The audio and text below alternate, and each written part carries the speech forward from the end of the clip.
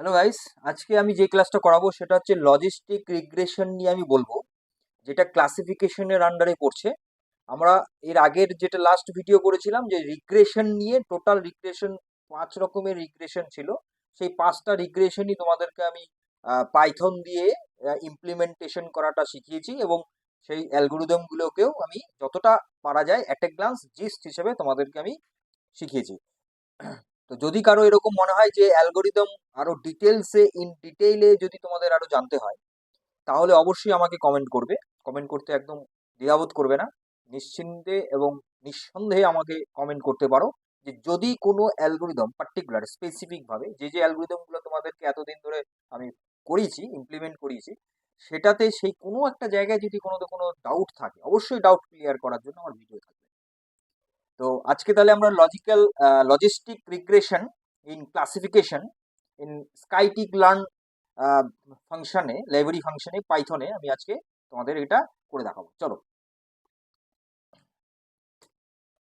দেখো, প্রথমে আমরা থিওরিটিক্যালটা বুঝে নিই, তারপরে আমরা প্র্যাকটিক্যালে চলে যাব, কোডিংটা করে দেখাবো যে কি করে ইমপ্লিমেন্ট করা যাচ্ছে এই লজিস্টিক রিগ্রেশন। দেখো, লজিস্টিক রিগ্রেশন ভেরি ইন্টারেস্টিং একটা জায়গা ক্লাসিফিকেশনের। এই জায়গাটাতে কি হয় না, লজিস্টিক রিগ্রেশন মানে এটা কিন্তু রিগ্রেশন। মানে তোমরা ভাবছো যে নামটা লজিস্টিক রিগ্রেশন মানে এটা রিগ্রেশন, এতক্ষণ তো আমরা 5টা রিগ্রেশন পড়ে এসেছি, আবার এটা রিগ্রেশন ক্লাসিফিকেশন বলছো। তাহলে সেটা নয়, কিন্তু অ্যাকচুয়ালি এটা নামটা লজিস্টিক রিগ্রেশন কেন? কারণ হচ্ছে যে গ্রাফটা হয় কিরকম না, এরকম হয় এস এর মতো। এস যেরকম হয় না, এস যেরকম হয় এস, সেই রকম হচ্ছে লজিস্টিক রিগ্রেশনটা হয়। তো ওর জন্য এটাকে রিগ্রেশন বলা হচ্ছে। রিগ্রেশন মানে এখানে পলিনোমিয়াল কনসেপ্ট আছে, তো মানে গ্রাফের মতো ঢেউ খেলানো, ওই জন্য রিগ্রেশন কথাটা বলা হচ্ছে, কিন্তু অ্যাকচুয়ালি এটা রিগ্রেশন নয়। তাহলে এটা কি? এটা হচ্ছে একটা ক্লাসিফিকেশন অ্যালগোরিদম।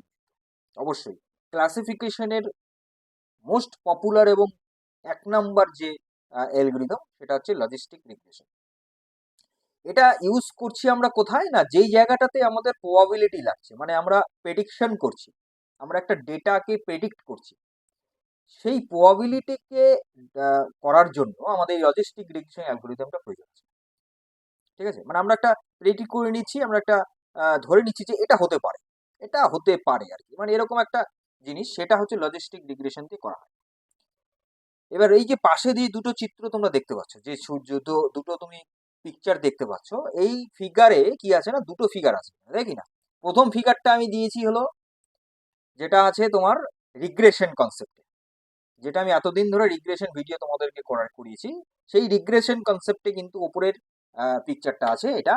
আর তার ঠিক নিচের যে আছে ডায়াগ্রামটা, ফিগারটা, সেটা হচ্ছে logistic regression in best of এই ডায়াগ্রামের উপর। ঠিক আছে, এই ফিগারটার উপরে বেস করে, এই ভ্যালুর উপরে বেস করে এটা আসছে। অ্যাকচুয়ালি দেখো, এখানে যেগুলো মানে ব্ল্যাক কালারের যে ডট গুলো আছে না, সেই ডট দিয়েই কিন্তু এটা কিন্তু অ্যাকচুয়ালি, দেখো এই যে এই ডট দিয়েই কিন্তু এটা ঢেউ খেলিয়ে উপর দিকে উঠে গেছে, ঠিক যেভাবে এইভাবে গিয়ে এইভাবে উঠে, ঠিক সেম ভাবেই এটা গেছে। তাহলে এর উপরে বেস করে কিন্তু এটা কিন্তু রিগ্রেশন কনসেপ্ট, এটা কিন্তু লজিস্টিক কনসেপ্ট। তাহলে এর উপরে বেস করেই এটা হয়েছে, তাহলে এটাই হলো লজিস্টিক রিগ্রেশনের ডায়াগ্রাম, মানে ফিগারটা। এরপরে আমরা দেখে নিই যে এটা কি করে কাজ করে। দেখো, এটা কি করে কাজ করে সেটা বলতে গেলে আমার এই জায়গাটাতে অনেক কিছু জানতে হবে। প্রথমত হচ্ছে ফার্স্ট যেটা, সেটা হলো সিগময়েড ফাংশন সম্বন্ধে ক্লিয়ার কনসেপ্ট থাকতে হবে। সিগময়েড ফাংশন মানে কোন ফাংশন? যেটা হলো e⁴x divided by 1 minus e⁴x। ঠিক আছে, এটা হচ্ছে ফর্মুলা, বা এইভাবে লেখা যায় 1 প্লাস e⁻⁻x, এটাও লিখতে পারি। তাহলে এইখানে এক্স নয়, এখানে জেড করা হয়েছে, একই ব্যাপার, এক্স অথবা জেড কোনো ব্যাপার না, আমি এক্স নিয়ে বললাম, কিন্তু এখানে জেড আমার করা আছে। Sigmoid of Z, sigmoid of x equal to 1/1 plus e⁻⁻x, এটা হতে পারে। আবার হতে পারে যে e⁻x divided by 1 plus e⁻x। ঠিক, তাহলে এটা হচ্ছে সিগময়েড। এই সিগময়েড ফাংশনটা most important for logistic regression, কারণ এই সিগময়েড ফাংশনের উপরে বেস করেই এখানে ওই গ্রাফটা তৈরি হচ্ছে, মানে ইমপ্লিমেন্টেশনটা যে এস এর মতন হচ্ছে, দেখতে পাচ্ছ ডায়াগ্রামটা, এটা এই যে এস এর মতন যে হচ্ছে, এটা কিন্তু একমাত্র সিগময়েড গ্রাফের জন্যই, সিগময়েড ফাংশনের জন্যই পসিবল। কারণ এখানে ডেটা কি হয়, এই যে এই জায়গাটাতে আমি যে ডেটাটা পাস করব, মানে আর্গুমেন্ট হিসেবে যে এই ফাংশনে আমি যেটা দেবো, মানে সিগময়েড ব্র্যাকেটে যে জেড আছে, জেডের ভ্যালু আমি যেটা দেবো সেটার কিন্তু প্রেডিকশন ভ্যালু আসবে, মানে প্রবাবিলিটি ভ্যালু আসবে কার মধ্যে, কার মানে 0 to 1 এর মাঝখানে, 0 and 1 এর মাঝখানে একটা প্রেডিকশন ভ্যালু জেনারেট করবে, যেটা দিয়ে আমাদের সিগময়েড ফাংশনের আউটপুটটা হয়। এটা গেল ফার্স্ট। সেকেন্ড হচ্ছে লিনিয়ার কম্বিনেশন জানতে হবে। লিনিয়ার কম্বিনেশন মানে হচ্ছে যে লজিস্টিক রিগ্রেশন অবশ্যই কিন্তু কি হয় না, লিনিয়ার কম্বিনেশন দিয়ে স্টার্ট হয়। তার জন্যই আমি তোমাদের আগের এই জায়গাটাতে আমি বললাম যে এটা কিন্তু লিনিয়ার রিগ্রেশনের ছবি, মানে রিগ্রেশনের পিকচার। এই কারণেই বলা হচ্ছে যে লিনিয়ার কম্বিনেশন নিয়েই কিন্তু লজিস্টিক রিগ্রেশনটা হয়ে থাকে। ঠিক আছে, তো যেমন W0 প্লাস W1, ডাব্লু মানে উইথ, ডাব্লু মানে উইথ, ঠিক আছে, এখানে নিচে লেখা আছে দেখো, W0 ইজ দ্য ইন্টারসেপ্ট, মানে বায়াসটা, ঠিক আছে। আর W1 W2 dot dot WN পর্যন্ত এটা হচ্ছে কোএফিসিয়েন্ট, যেটা আমাদের ওই অঙ্ক করতাম না আমরা, A A two A square plus A cube plus A⁴ A plus A⁵ plus dot dot dot dot A⁴n। তাহলে এই যে ইকুয়েশনটা অনেকটা হচ্ছে এই জায়গাটার মতনই, যে W1 W2 WN এটা হচ্ছে কোএফিসিয়েন্ট ফর দ্য ফিচার্স, আর x1 x2 x dot dot xn হচ্ছে ফিচার্স, ঠিক আছে। তাহলে কোএফিসিয়েন্ট মানে হচ্ছে যেটা ax, যেটা আমরা a দিয়ে করতাম না, ax² প্লাস 2bx, এই যে a আর b এগুলো হচ্ছে কোএফিসিয়েন্ট, আর এক্সটা হচ্ছে ভ্যালুটা, তাই তো, ফিচার্সটা। তাহলে এটা হলো সেটাই, একদম ম্যাথমেটিক্যাল কনসেপ্ট। এইবার 3 নাম্বার হচ্ছে প্রবাবিলিটি অ্যান্ড ক্লাসিফিকেশন। এবার এই সিগময়েড আর লিনিয়ার কম্বিনেশনের উপরে ডিপেন্ড করে প্রবাবিলিটি ক্লাসিফিকেশনটা হচ্ছে, ঠিক আছে। তো এই হচ্ছে, এইভাবেই হলো কাজ করে। এবং এই যে পাশের যে চিত্রটা দেখতে পাচ্ছ ব্ল্যাক কালারের যে ডায়াগ্রামটা দেখতে পাচ্ছ, মানে আমি যে আমার যে ছবিটা আছে তার ঠিক লেফট সাইডে দেখো, এখানে ব্ল্যাক কালারের যে ডায়াগ্রামটা আছে, এই ফিগারটা দিয়ে হচ্ছে বোঝানো হচ্ছে কি, যে কিভাবে এইটা কাজ করছে, ঠিক আছে। তো এই যে এটা কিভাবে কাজ করছে সেটাই এখানে বোঝানো হয়েছে, মানে সিগময়েড থেকে শুরু করে লিনিয়ার কম্বিনেশন এবং প্রবাবিলিটি ক্লাসিফিকেশন, এটা কিন্তু এখানে বোঝানো হচ্ছে। তাহলে এটা হচ্ছে এইভাবে হলো কাজ করে মেইনলি লজিস্টিক রিগ্রেশন। নেক্সট হচ্ছে এবার এক্সাম্পল গুলো আমরা দেখে নিই। এক্সাম্পল কি আছে না, এক্সাম্পল হচ্ছে যে ধরো তোমার তুমি ধরো একটা স্টুডেন্টের তার পাস মার্কস এবং তার ফেল মার্কসের একটা প্রবাবিলিটি করতে হবে, কত পেলে, কত পার্সেন্টেজ পেলে, মানে ধরো ও এক্সাম দিয়েছে, এবার কত পেলে সে পাস করবে, বা তার কত, মানে কতটা পেলে ওর নাম্বারটা মানে আসবে আর কি, পাস মার্কস আসবে, সেটা কি করে ডিপেন্ডেন্ট হবে, সেটা কি করে আমরা প্রেডিকশন করব, সেটা এখানে একটা এক্সাম্পল দেওয়া হয়েছে। যে ফিচার এক্স হচ্ছে যে ধরো সেই ছেলেটা যতক্ষণ পড়ছে, সে পড়ার টাইমটা, সেটা এক্স ধরা হয়েছে। আর ক্লাস হচ্ছে মানে মানে পাস করছে কি ফেল করছে, পাস করলে 1, ফেল করলে 0।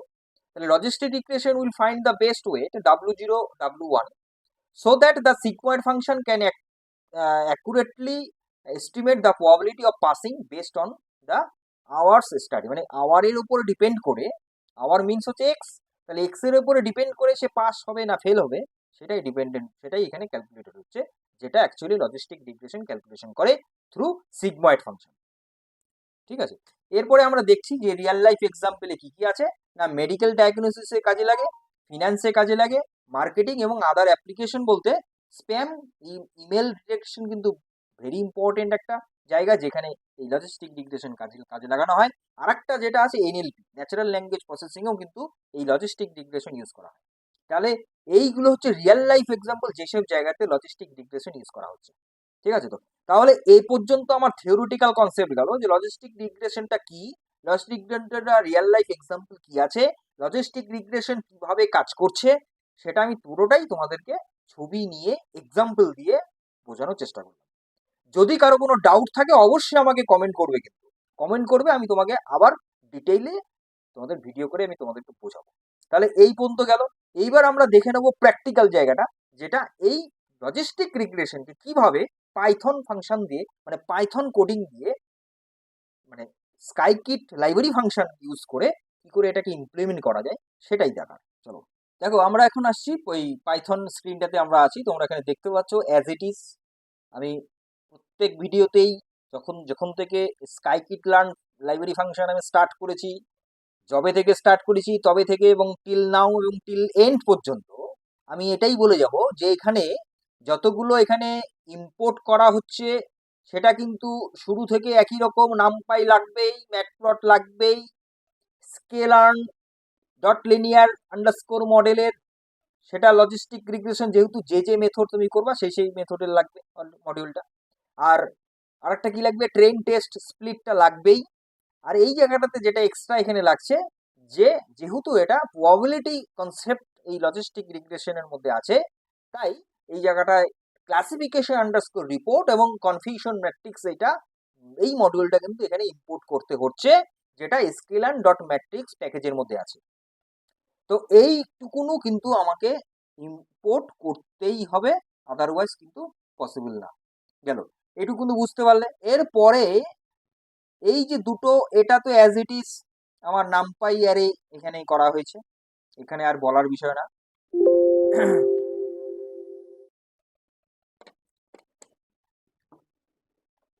এই জায়গাটা দেখো, এখানে চলে এসছে হলো টেস্টিং এর জন্য ট্রেন টেস্ট স্প্লিট, এটাও অ্যাজ ইট ইজ যেরকম আগের ভিডিওতে আমি বলে এসেছি সেটাও এখানেও তাই লাগছে, একই রকম র্যান্ডম স্টেট 42 দিতেই হবে, যেটা ইউনিভার্সাল ট্রু, যেটা আমি বলেছিলাম।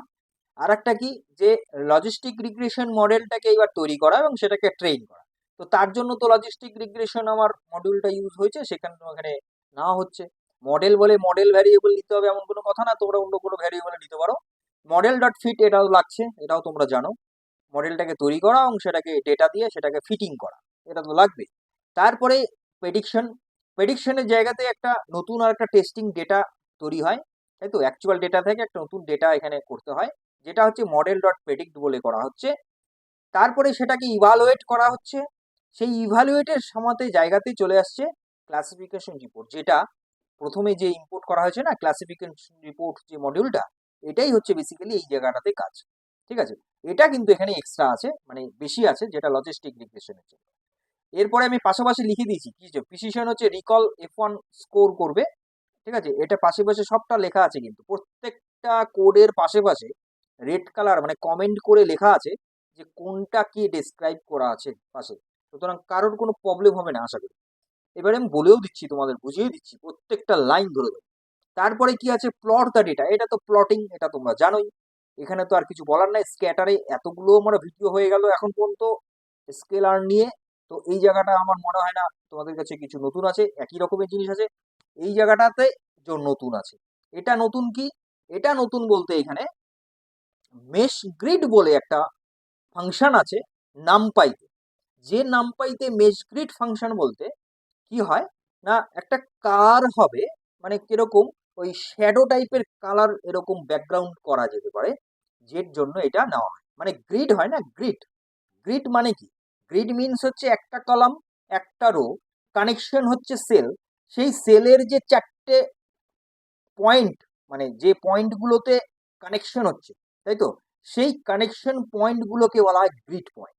সেই গ্রিড পয়েন্টের কে নিয়ে এই মেশ গ্রিড ফাংশনটা আছে, যে মেশ গ্রিড ফাংশন কি হয়, ওই সেলের ওই ভ্যালুগুলো নিয়ে এই জায়গাটাতে আমরা কালার তৈরি করতে পারি। বা তুমি যদি এই জায়গাটাতে, মানে স্ক্যাটারে কি হয় না, স্ক্যাটারে তো পয়েন্ট পয়েন্ট করে লাইনগুলো কি হয়, ছড়ানো থাকে, তাই কি না? তো সেইটাই হচ্ছে এখানে মেশ গ্রিড ফাংশন দিয়ে করা হয়েছে। যদি কারো এই মেশ গ্রিড ফাংশন নামপাইতে ডিটেইলে জানতে হয়, অবশ্যই আমাকে কমেন্ট করবে, আমি ডিটেইলে তোমাদের এটা বুঝিয়ে দেবো প্র্যাকটিক্যাল করে, একদম কোডিং করে। তো এটা গেল এই জায়গাটাতে, আর কিছু বেসিক্যালি নেই। এরপরে কন্ট্রোর এফ, এটাও মেশ গ্রিডের জন্য নেওয়া হয়েছে, মেশ গ্রিড ফাংশনের সাথে এটা নিতে হয়। আর এটা কি করতে কাজে লাগে না, ডিসিশন বাউন্ডারিটা তৈরি করতে।